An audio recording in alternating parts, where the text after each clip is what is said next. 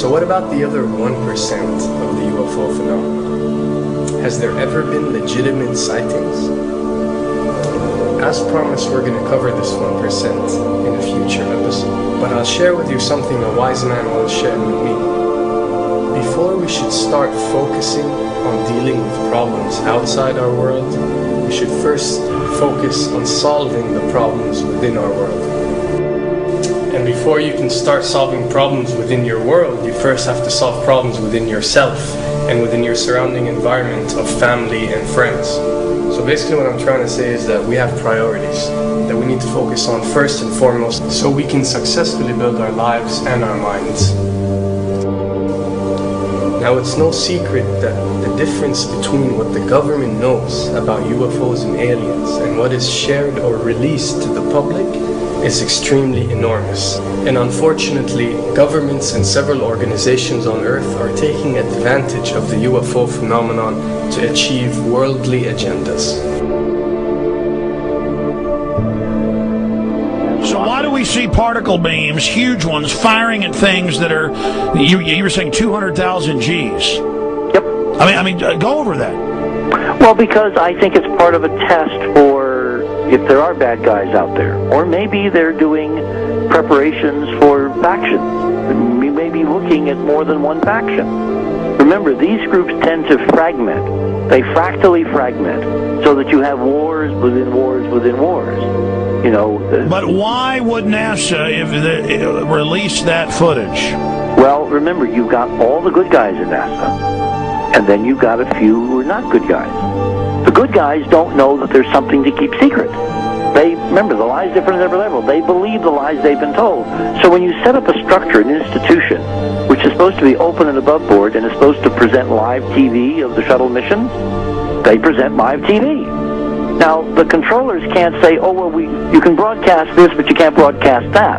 Because the honest guys will then say, sure. Well, why can't we broadcast that? So people always say if this was happening, it would come out, and it is coming out. Well, I mean, I agree with you. When you've got the Catholic Church saying we need to love the aliens, they're our brothers, when you've got every major denomination saying it, when you've got all the movies, and you've got, in the 80s, huge programs at the Olympics with aliens landing, fake aliens, and you've got huge things the size of 3 football fields floating over Dallas, and stuff all over the place.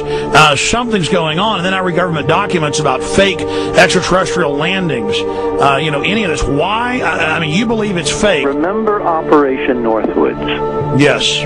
Okay. Or we can go to the September 11th. Governments do huge, big things to sway populations at key nodal points in history. They love hoaxes. Yeah, well, it's manufactured history is what it is.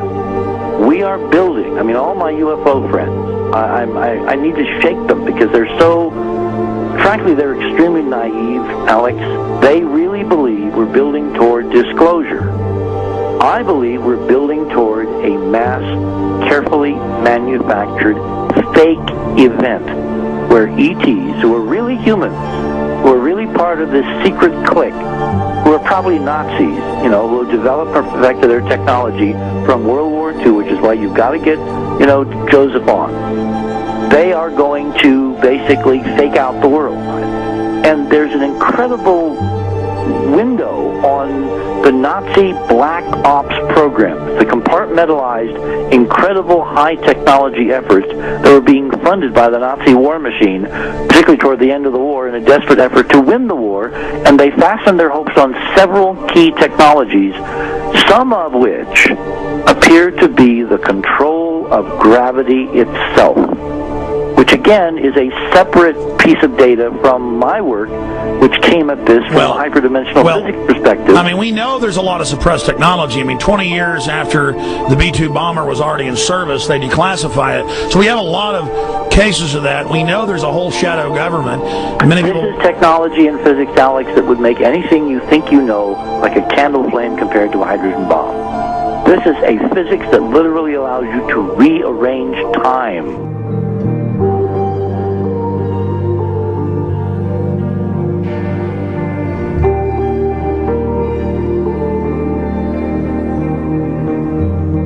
But I mean, imagine you've got all these compartments in these pyramids within pyramids of compartmentalization. That's why that's the New World Order symbol. And we don't know what they've got because they are so secret. We know they lie so much. We just know it's advanced. Mainline scientists say they're 30 years advanced. So Richard C. Hoagland, what I'm saying to you is, I'm entertaining what you're saying. I respect you. I think you're a great guy.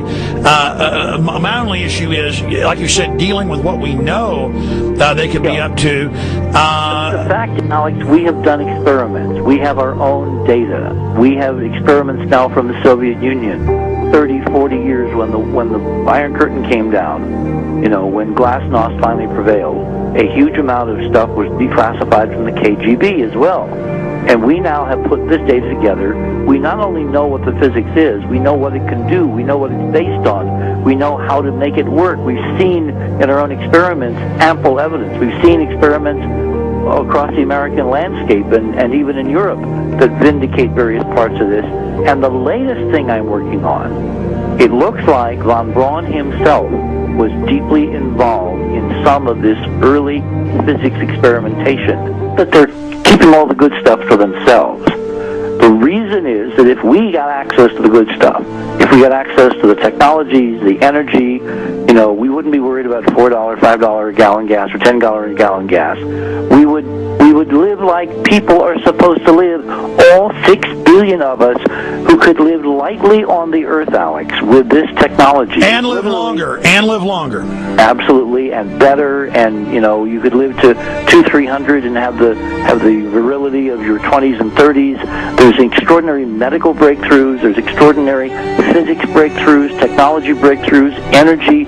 It's all been kept away. Think about it. We're already on a planet hurtling through space, all these wonders around you, and you've been taught it's bizarre to question, and that's because there's so many kooks in the alternative movement who do talk about ridiculous, Hollywood-style green men, instead of really looking at the shadow government and all these crazy secret societies that are admittedly running NASA and the shadow government.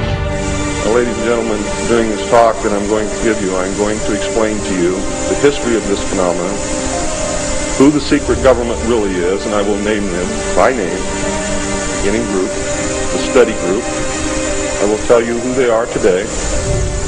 I'm going to tell you what this is all about. I'm going to tell you who's selling drugs to your children, and I'm going to tell you why the United States government is afraid for you to find out what the truth is regarding UFOs.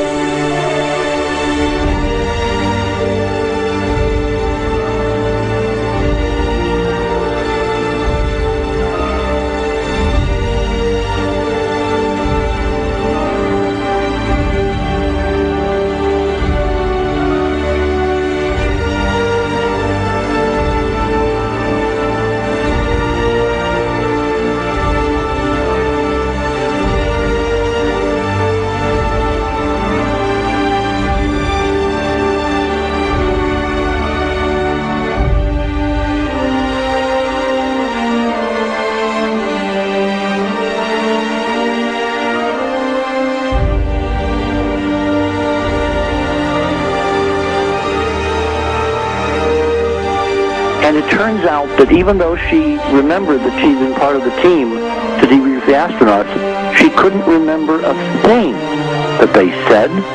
She couldn't remember why she no longer was working with NASA.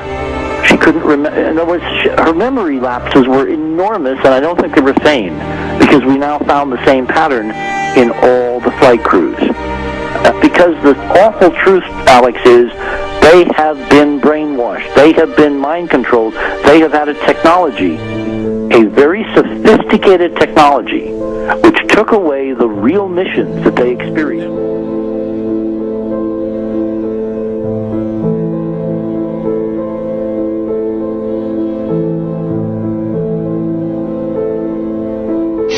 Sorry.